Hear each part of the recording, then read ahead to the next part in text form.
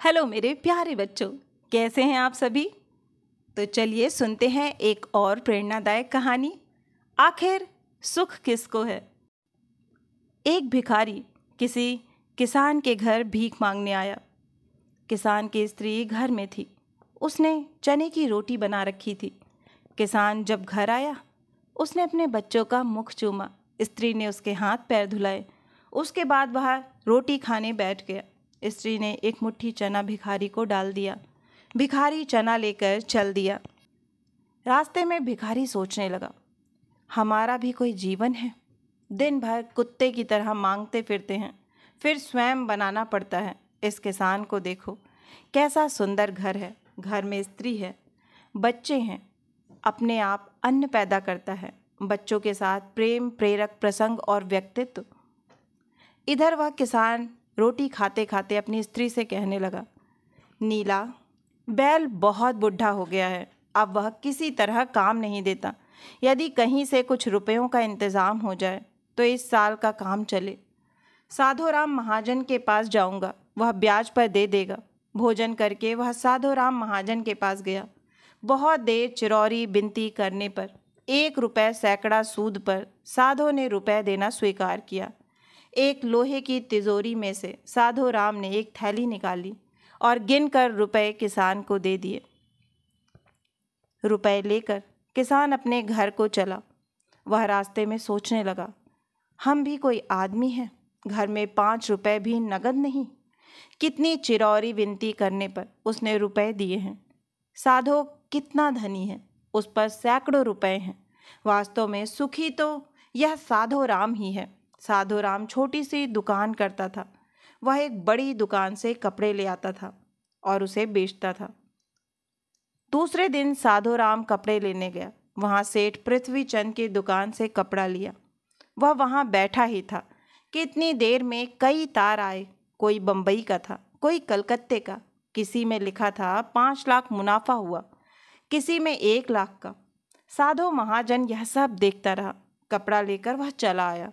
रास्ते में सोचने लगा, हम भी कोई आदमी हैं। 100-200 जुड़ गए, महाजन कहलाने लगे। पृथ्वीचंद कैसे हैं, एक दिन में लाखों का फायदा।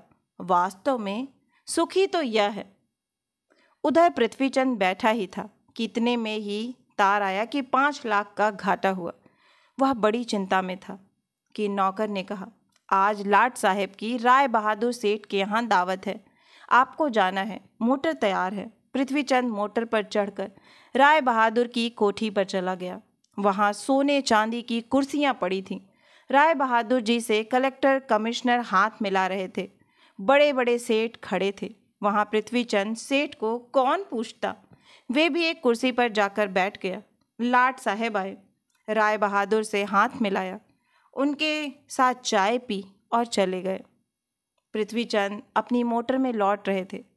रास्ते में सोचते आते थे, हम भी कोई सेठ हैं, 5 लाख के घाटे से ही घबरा गए। राय बहादुर का कैसा ठाठ है। लाट साहब उनसे हाथ मिलाते हैं। वास्तव में सुखी तो ये ही हैं। अब इधर लाट साहब के चले जाने पर राय बहादुर के सिर में दर्द हो गया। बड़े बड़े डॉक्टर आए, एक कमरे में पड़े थे। कई तार घाटे के एक साथ आ गए थे। उनकी भी चिंता थी। कारोबार की भी बात याद आ गई। वे चिंता में पड़े थे। तभी खिड़की से उन्होंने झांक कर नीचे देखा। एक भिखारी हाथ में एक डंडा लिए अपनी मस्ती में जा रहा था। राय बहादुर ने उसे देखा और बोले, वास्तव में तो सुखी यही है। इसे ना तो घाटे की चिंता, ना मुनाफे की फिक्र। इसे लाट साहब को पार्टी भी नहीं देनी पड़ती। सुखी तो यही है। तो बच्चों, कहानी तो बस इतनी ही थी, पर इस कहानी से शिक्षा हमें क्या मिलती है, चलिए सुनते हैं। इस कहानी से हमें यह पता चलता है कि हम एक दूसरे को सुखी समझते हैं, पर वास्तव में सुखी कौन है, इसे तो वही जानता है जिसे आंतरिक शांति है, जिसे आंतरिक सुकून है। आप चाहे भिखारी हों, चाहे करोड़पति हों, लेकिन आपके मन में जब तक शांति नहीं है, तब तक आपको सुकून नहीं मिल सकता। तो बच्चों, आपको ये कहानी कैसी लगी और आपको ये कहानी बहुत कुछ सिखा कर गई है? तो अगर आपको ये कहानी पसंद आई है तो अपने दोस्तों के साथ शेयर करें। हाँ, और अगर आप इस तरह की कहानियाँ और सुनना चाहते हैं तो इस चैनल से जुड़ें और इसे सब्सक्राइब करना ना भूलें। और तब तक आप सभी अपना खास ख्याल रखें। फिर मिलती हूँ एक नई प्रेरणादायक कहानी के साथ। Bye bye.